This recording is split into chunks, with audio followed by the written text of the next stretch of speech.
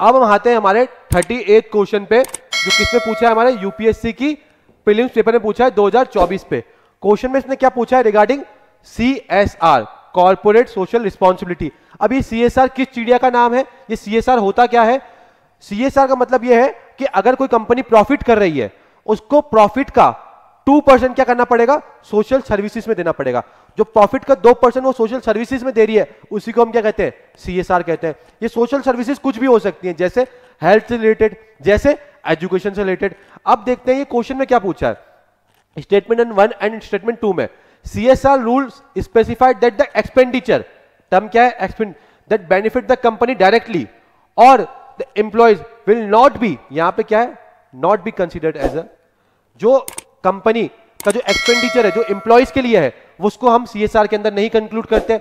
मैंने अभी थोड़ी देर पहले बताया CSR के अंदर हम क्या इंक्लूड करते हैं, प्रॉफिट, प्रॉफिट का 2%, ना कि एक्सपेंडिचर। तो ये स्टेटमेंट बिल्कुल सही हो गई। स्टेटमेंट सेकंड पे आते हैं। स्टेटमेंट सेकंड क्या कहती है, इसमें CSR रूल डू नॉट, यहां पे वर्ड क्या हाईलाइट करना है, do not specify the minimum spending of CSR expenditure.